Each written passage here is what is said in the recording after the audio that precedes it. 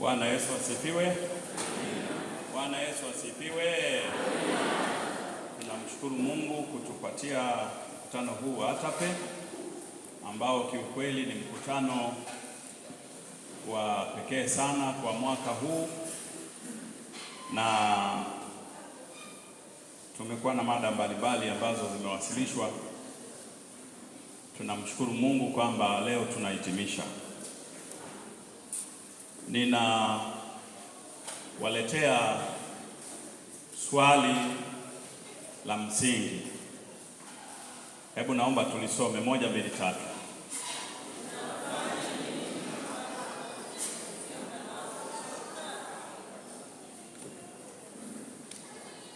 Ona kama waliosoma tu ni hawa hapa. Wengine macho hayaone au? Hebu turudie.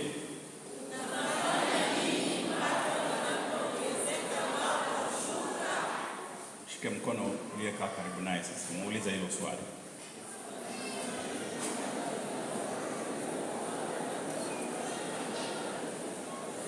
Hapa tumekuja kufundishwa namna ya kwenda kuzipata pesa. Si ni kweli jamani?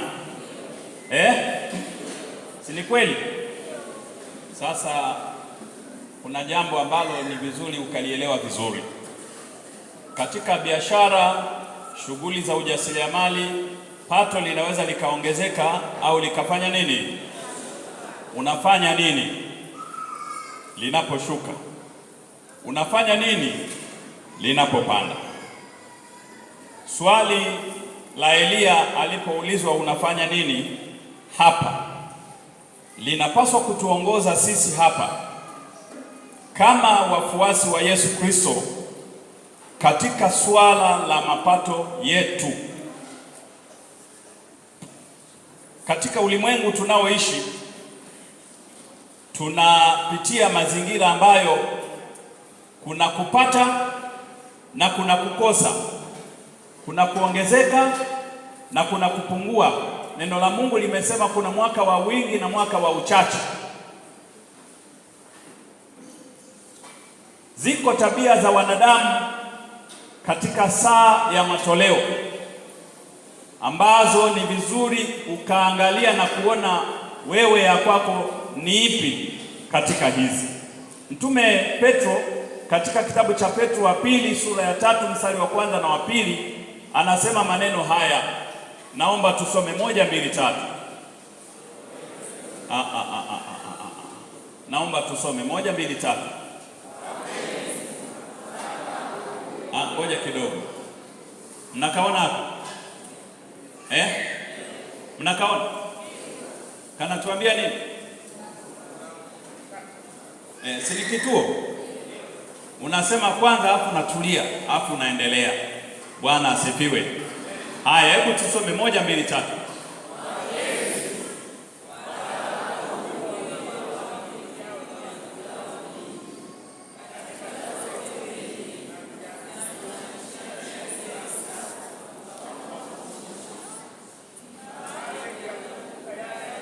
Saidieni huyu hapa, naona hasomi huko kwenye simu, na wengine wa design hiyo ambao wako bado wanachangamka kwenye simu wamesahau kusoma. Tunaomba tusome hapa 1, 2, 3.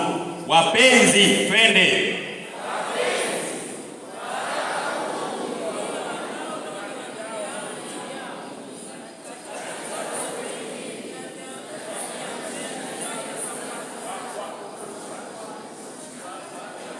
Sasa naona mnataka kuwa walokole, ngoja niwasaidie. Wapenzi, waraka huu ndio wa pili niwaandikiao ninyi katika zote mbili, naziamsha nia zenu. Neno kubwa katika somo la leo ni hili hapa. Naziamsha nia zenu safi kwa kuwakumbusha, mpate kuyakumbuka yale maneno yaliyonenwa zamani na manabii watakatifu, na ile amri ya Bwana na Mwokozi iliyotolewa na mitume wenu. Petro anaandika kuamsha nia zilizolala. Kuna wakati Bwana anatubariki katika mapato, lakini nia ya kumtolea inaenda kufifia. inasinzia, inalala. Kwa hiyo Paulo Petro anaandika kuamsha nia za watu zilizo njema lakini zimelala. Nia zao ambazo wanatamani sana wangefanya jambo fulani kwa ajili ya Bwana, lakini nia zimelala. Nia ya mtu ambaye anatamani aende kanisani, lakini nia imelala.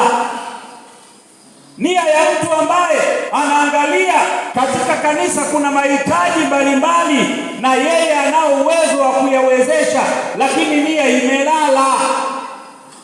Muulize uliyekaa karibu naye, nia yako imelala au imeamka? Kwa ajili ya huyu rafiki yangu huyu, naona ananiangalia tu. Tunarudia kwa ajili yako tu. Naona unakaa na kujipanga sasa vizuri kukaa. Kumbe ulikuwa hujakaa vizuri. Muulize jirani yako, nia yako imelala au imeamka?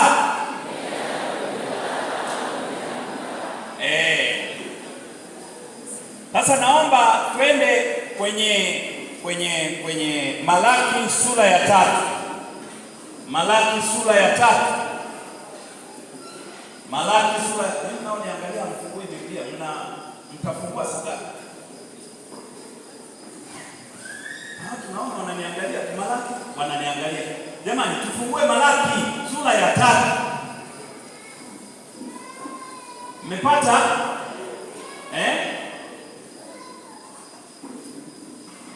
Sasa kama una Biblia utakuwa umepata sasa. Sasa hivi kuna watu wanaenda kanisani hawana Biblia.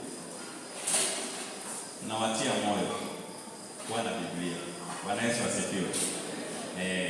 Malaki sura ya 3 umepata jamani? Malaki sura ya 3 kuanzia fungu la 8. Bwana anarudi kushughulika na mahusiano yaliyopotea na nia zilizolala katika swala la mahusiano ya Mungu na wanadamu kwenye matoleo.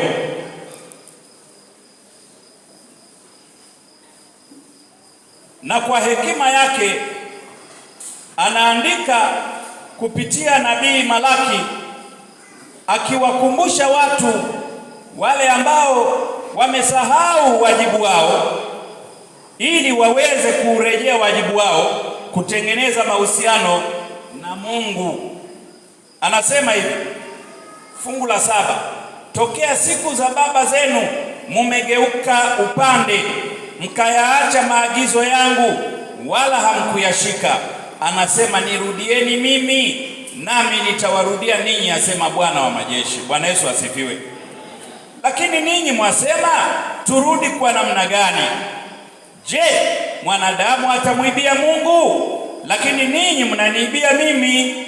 Lakini ninyi mwasema tumekuibia kwa namna gani? Anasema mmeniibia kwa zaka na dhabihu, zaka na sadaka. Alafu anasema ninyi mmelaaniwa kwa laana, maana mnaniibia mimi, naam taifa hili lote. Kumbe kitendo cha kulaza nia yako kwenye matoleo na kumuibia Bwana kinaleta na laana. Lakini Mungu hakomei kwenye laana.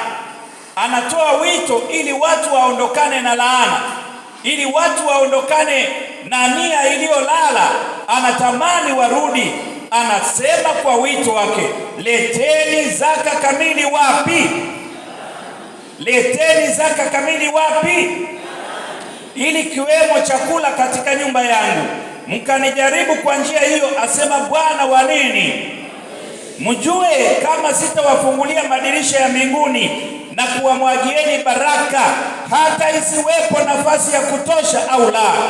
Nami kwa ajili yenu nitamkemea yeye alaye, wala hataharibu mazao yenu ya ardhi yenu, wala mzabibu wenu hautapukutisha matunda yake kabla ya wakati wake katika mashamba, asema Bwana wa majeshi. Bwana asifiwe sana.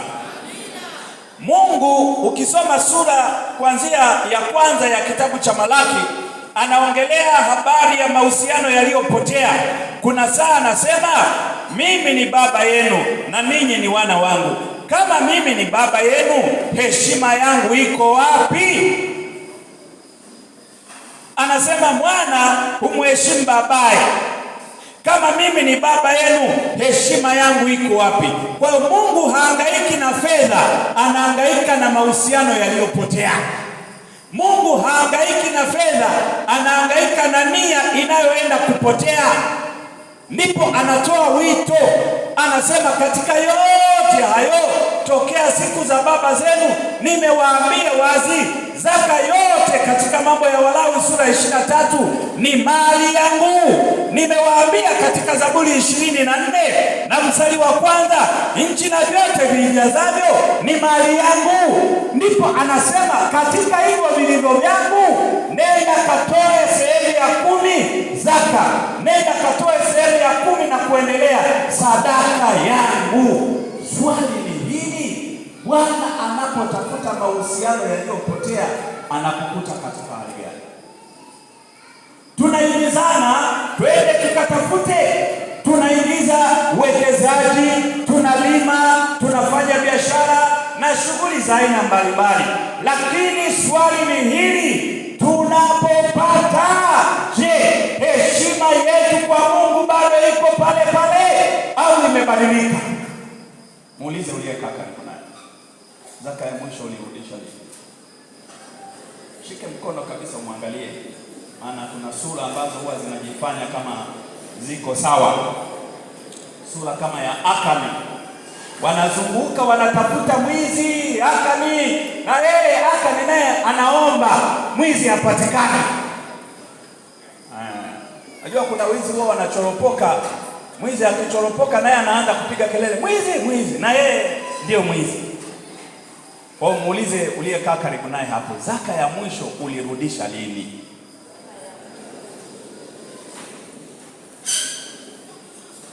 Hilo swali nadhani umemhurumia sana. Ni kama unaona utamkwaza. Mwangalie vizuri, kama ni mama mkwe wako basi pole. Pole. Lakini mwangalie vizuri tu, mshike mkono, mwambie habari za asubuhi, sabato njema. Muulize zaka ya mwisho ulirudisha lini?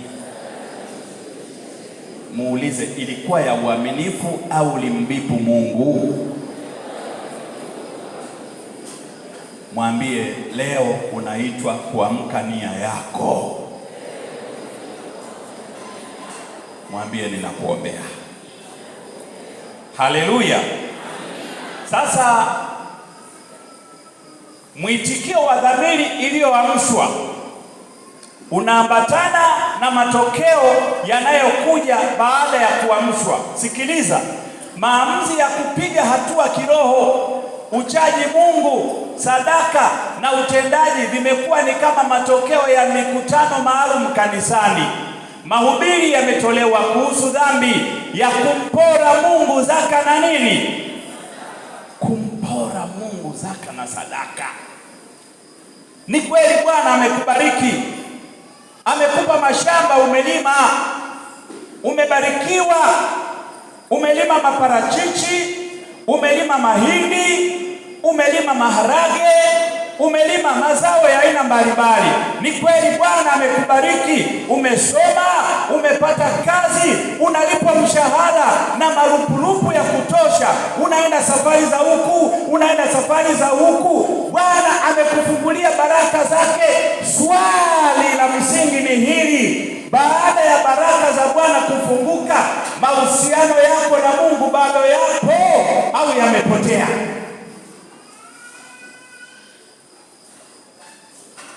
Twende hatua nyingine kidogo.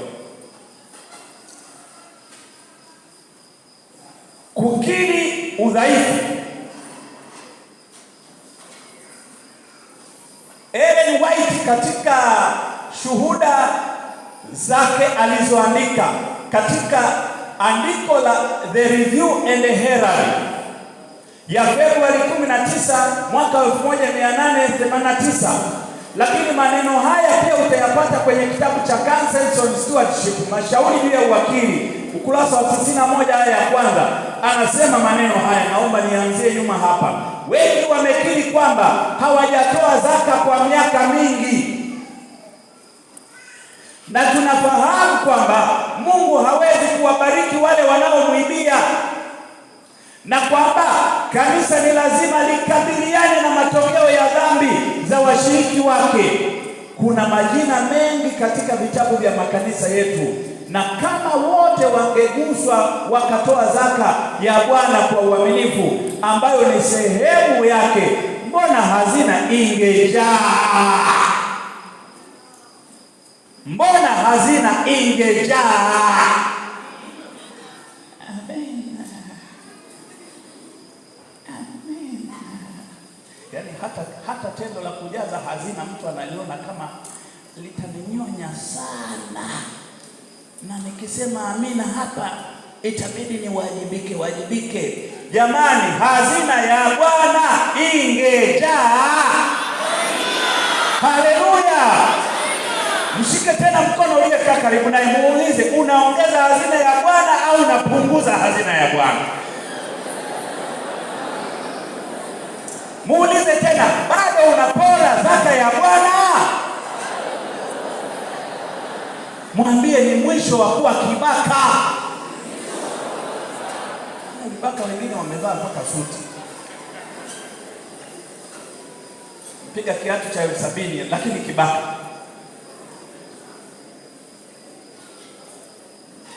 Kusanya mazao ya kutosha na magala, lakini kibaka.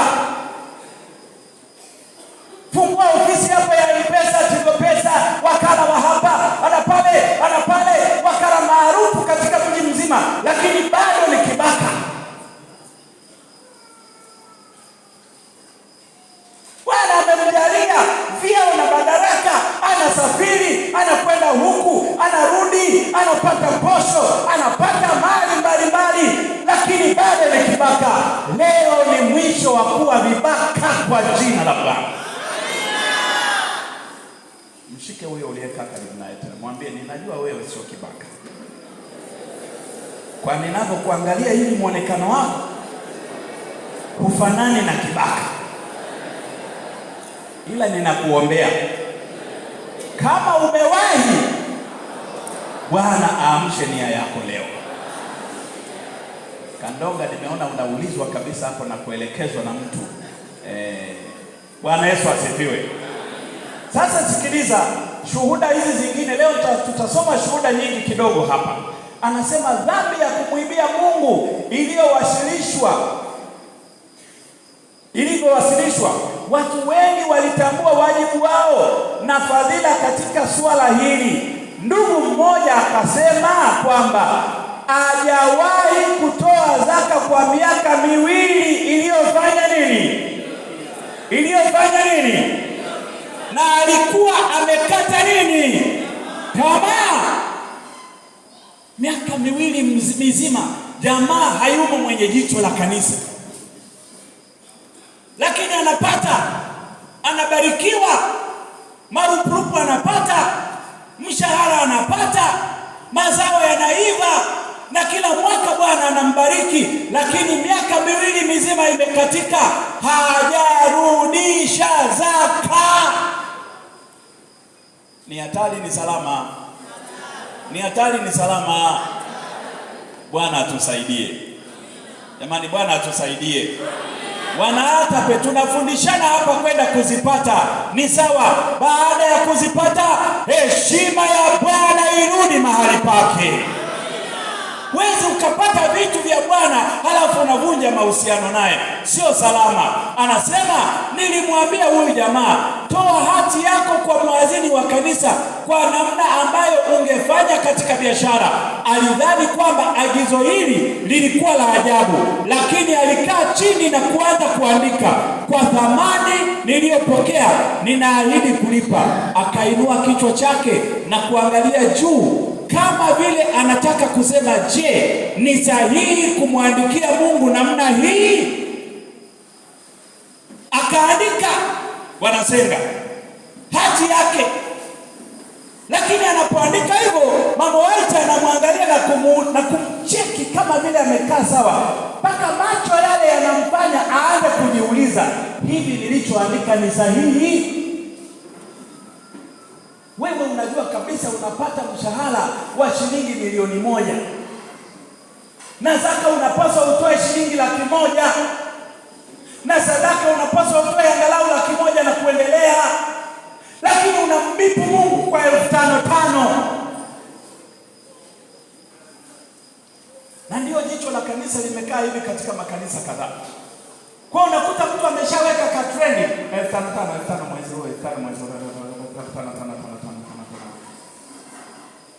Leo ni siku ya kuamsha nia zetu. Bwana Yesu asifiwe. Umelima, Bwana amekujalia magunia 200 ya mahindi, magunia 300 ya maharage. Bwana mimi wana hata pesa watu wa kuongelea debe 2. Wewe ukawa mwana hata unapata debe 5. Na wewe tukakuita mwana hata. Wewe ni mbangaizaji tu. Tunategemea wana hata ambao wamejenga ghala. Haleluya Bwana. Walipojenga ghala wanaweka mamilioni ya pesa kupitia mazao walio nayo. Gunia 200, gunia 300, gunia 500, gunia 1,000. Watu wanawalima kule mchele Rukwa kule, wanalima mpunga, wanapata gunia 1,000, gunia 3,000, gunia 500, na wanajenga ghala zao. Wanapojenga ghala hizo, Bwana anasema ndani ya ghala hizo kuna zaka yake. Ndani ya ghala zako kuna zaka ya Bwana, na zaka ile Bwana anasema hichi na vyote vijazavyo ni mali yangu, sina shida ya pesa. Anasema mimi ndiye nilisema iwe nuru, ikawa nuru. Nikasema nchi na izae mimea, ikazaa mimea. Nikasema maji na yajitenge, yaache mahali pakavu, yakajitenga. Akasema mimi nina miliki dhahabu, fedha na madini yote. Bwana ana shida gani mpaka kuombe mpunga wako debe 1? Bwana ana shida gani mpaka aende akamende marupurupu yako yale unalolipa ya shilingi 500,000 ya shilingi milioni 1? Bwana ana shida gani hata akamende hayo? Nataka nikuambie, Bwana anapoita matoleo anatafuta kuamsha nia zilizolala. Haleluya, haleluya. Na nataka nikuambie, utoe usitoe, kazi ya Bwana inasonga mbele. Si tumeambiwa hapa habari ya kunguru? Si tumeambiwa kunguru, mnyama mlafi, alijua kabisa kwamba huu mkate na hii nyama ni vya Elia, na ulafi wake wote akajinyima, akasema sitakula njiani, ninapeleka kwa Elia, maana huko ndiko nimetumwa na Bwana. Nataka niwatie moyo watumishi wa Bwana mlioko hapa, usile vitu vya Bwana njiani. Usile vitu vya Bwana njiani. Na wengine wanakulaje? Hata bado hajapokea mshahara, alishaupangia majukumu wote. Alishapanga ada za watoto, alishapanga nini, alishapanga manunuzi ya vyakula, lakini akasahau kwamba kuna Mungu. Mungu anasema utafuteni kwanza ufalme wake na haki yote, na hayo yote atawazidishia. Bwana Yesu asifiwe. Ellen White anaendelea kusema juu ya kisa hiki. Huyu mtu aliendelea kwa kusema kuwa naam, kwa thamani niliyopokea, kuna siku nimekosea kupokea mibaraka ya Mungu. Je, malaika hawakuwa wananiongoza? Mungu hakunibariki kwa mibaraka ya kiroho na hii ya kupita? Kwa thamani niliyopokea na ahidi kulipa kiasi cha shilingi milioni 1. Hizi zilikuwa ni dola, lakini zimegeuzwa sasa kwenda kwa shilingi milioni 1,03,8,725 kwa mhazini wa kanisa. Baada ya kufanya yote aliyoweza kufanya kwa sehemu yake, alikuwa mtu mwenye furaha. Haleluya jamani. Jamani, haleluya! Jamani, haleluya! Ndani ya siku chache alichukua hati aliyokuwa ameiandika na kulipa zaka katika hazina ya kanisa.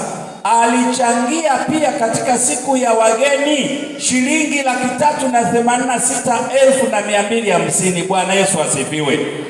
Ndugu mwingine aliandika hati ya shilingi milioni 2 akitarajia kulipa siku chache zijazo, na mwingine alitoa shilingi 600,000, na hiyo kama unavyoiona. Maana yake ni kwamba hapa watu waliamsha nia zao. Watu wanapoamsha nia zao, matoleo ya zaka na sadaka hayawi kinyang'anyiro, yanatoka kwa kububujika kwa furaha.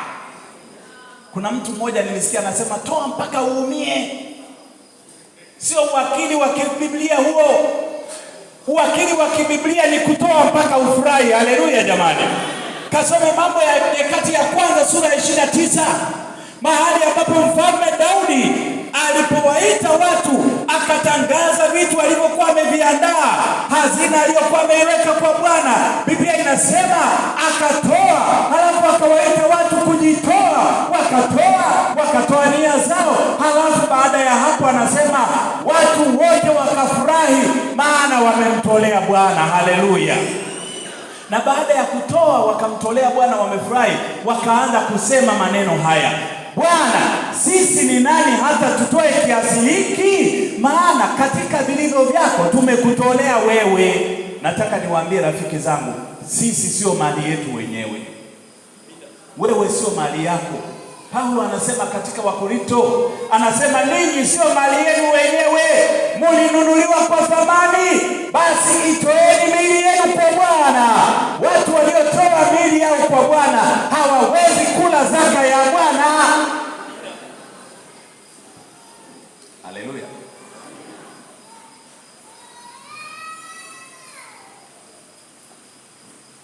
Zaka isiyolipwa ni mali ya Mungu. Yaani pamoja na kuwa ukuilipa, unayo kwenye benki, kwenye magala, mahali popote, lakini bado inaitwa mali ya Mungu. Anasema katika The Review and Herald ya Disemba 23, anasema wengi wamepuuza kushughulika kwa uaminifu na muumba wao. Wameshindwa kutenga zaka kila juma. Kwa kushindwa kufanya hivi, wamejikuta wamelimbikiza kiasi kikubwa cha fedha, na sasa wanashindwa jinsi ya kurejesha. Hii zaka ambayo imelimbikizwa imetumika kama mali yao wenyewe, lakini ni mali ya Mungu ambayo walikuwa wamekataa kumrejeshea katika hazina yake. Ngoja nikwambie, leo umechagua nguo nzuri sana umevaa. Si ni kweli jamani? Umechagua nguo nzuri sana umevaa. Lakini nataka nikwambie, siku ukifa hata hiyo nguo hutaenda nayo. Ni kweli au sio kweli? Nataka nikwambie, una simu yako nzuri ambayo hata ukiwa safarini kila saa unaangalia, unahakikisha kama ipo au haipo. Na kuhakikishia siku ukifa wanabeba, wanaweka kadi za benki, wanaleta, uendi nazo ngoo. Kwa maana nyingine ni kwamba ulikuja jinsi ulivyo na utarudi jinsi ulivyo. Hujimiliki, unamilikiwa na Bwana. Na kama unamilikiwa na Bwana, rudisha heshima ya Bwana. Haleluya. Haleluya.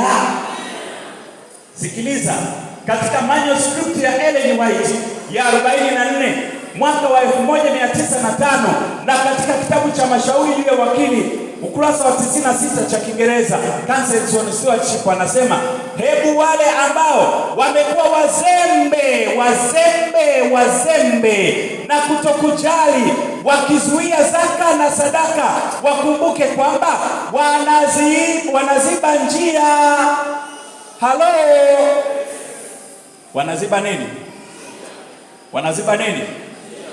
Kuna mtu mmoja hasemi, ninamumlika kidogo ili aseme. Nikiona uongei na kumlika, katochi yake kanafika mbali. Si mnakaona kama mimi namlika na katochi yake Mungu namna gani? Kwa hiyo sikauke. Huenda katika kuongea kwako ndio wokovu. Bwana Yesu asifiwe. Bwana asifiwe. Hebu wale ambao wamekuwa wazembe na kutokujali, wakizuia zaka na sadaka, wakumbuke kwamba wanaziba nini jamani? Ili kwamba ukweli usipelekwe kwenye majimbo yaliyo mbali ng'ambo ya maeneo yao. Ninasukumwa kuwaita watu wa Mungu kukomboa au kurudisha heshima yao kwa kumtolea Mungu kwa uaminifu zaka na sadaka. Haleluya. Hatuwezi tukawahamasisha wanawatape kuwekeza UTT, kuwekeza mifuko ya faida fund, kuwekeza kwenye kilimo, kuwekeza kwenye ujasiriamali, kuwatofautishia mjasiriamali na mfanyabiashara, halafu tukawaacha hivi tukadhani mko salama. Hamtakuwa salama. Sharti tuwaambie, rudisheni zaka ya Bwana ghalani mwake. Huu ni ujumbe wa Bwana, sio ujumbe wa pasta. Bwana mwenyewe ana maagizo yake. Katika bulletin ya General Conference ya mwaka wa 1893 ya Februari 28, na katika mashauri juu ya wakili anasema, wengi wamepoteza roho ya kujikana nafsi na kujitoa muhanga. Wengi wamepoteza, maana yake nia zimelala. Wamekuwa wakitumia fedha yao kwa kununua vitu vya kawaida hivi vinavyopita. Kuna watu, wanaume na wanawake, ambao Mungu amewabariki, na kwa hao anawapima kuona kuwa mwitikio wao utakuwa kwa faida yake au la. Wamezuia zaka yake na matoleo mengine hadi deni lao kwa Bwana wa majeshi limekuwa namna gani? Limekuwa namna gani? Limekuwa namna gani? Kiasi cha kuwafanya wabadilishe sura wanapofikiria jinsi ya kumrudishia Mungu ile iliyo namna gani yake, yaani nini? Zaka. Harakisha ndugu yangu, mshike mkono uliyekaa karibu naye. Amebadilisha sura, hata yeye sura yake imeshageuka. Hawa wachungaji hawajui tunasomesha, hawajui tunajenga. Hawa wachungaji hawaelewi mihangaiko tunayopitia. Tunaelewa, na Bwana anaelewa, na anajua umebadilisha sura. Kama hapa anaposema wakifika mahali deni limekuwa kubwa, wanabadilisha sura, hasa wanapofikiria jinsi ya kumrudishia Mungu iliyo yake, yaani zaka. Sasa mwambie huyo aliyebadilisha sura, umekaa karibu naye, na uangalie kama ataibadilisha irudi kuwa sura ya mahusiano na Bwana. Mwambie, harakisha ndugu yangu. Kuna watu bado hawajafanya hivyo. Najua sura zimebadilika. Hili ni jambo la kawaida kubadilisha sura. Lilitokea mwaka 1893. Haijalishi miaka mingapi imepita, hata leo ukumbini hapa limetokea. Nikiangalia baadhi ya watu hapa tayari wamekuwa watakatifu. Ukipitisha mkate wa meza ya Bwana hapa, watakula kwa uaminifu kabisa na ule unyenyekevu.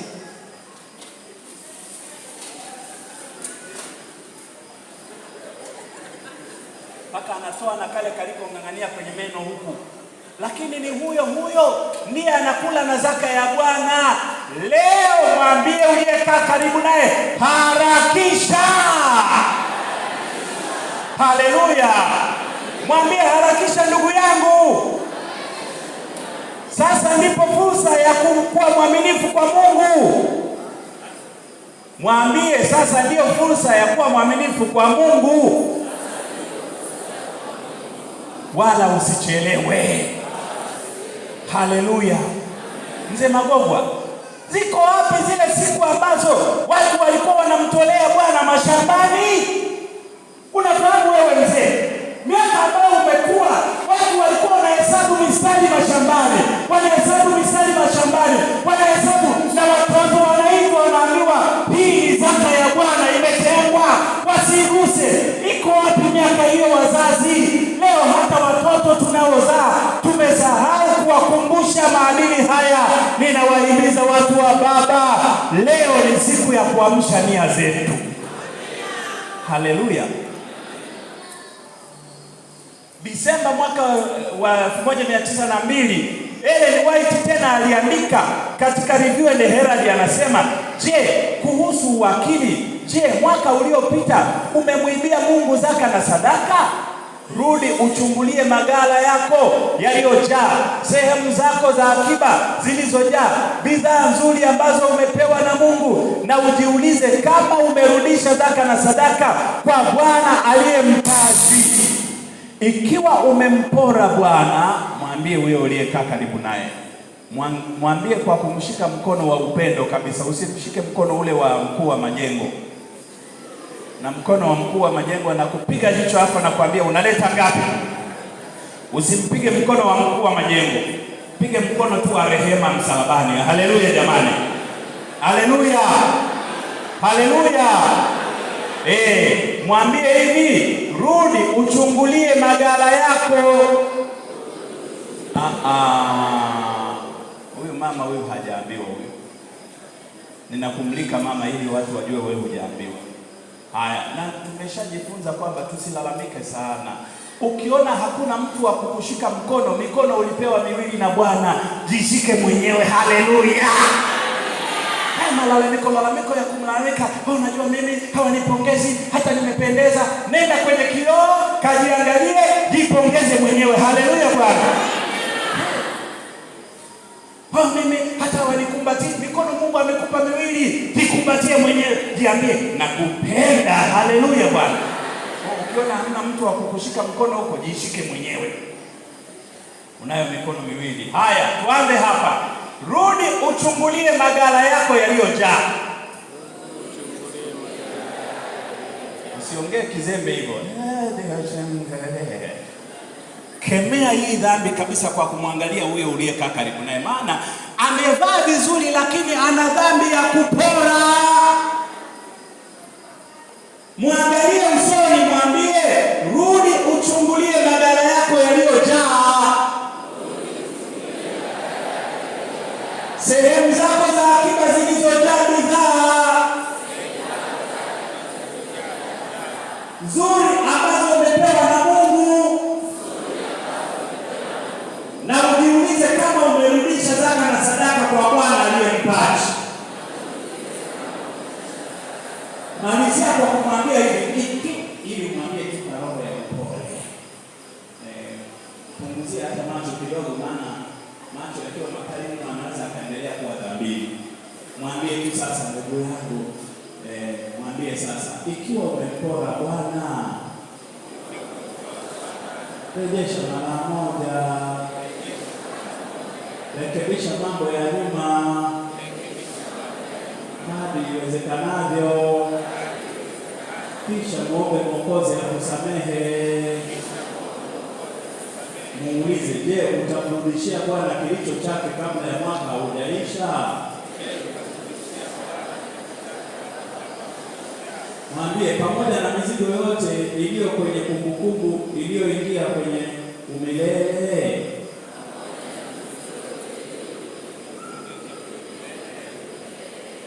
Bwana Yesu asifiwe. Nafikiri nikikomea hapa, labda nimalizie tu kitu kadogo, halafu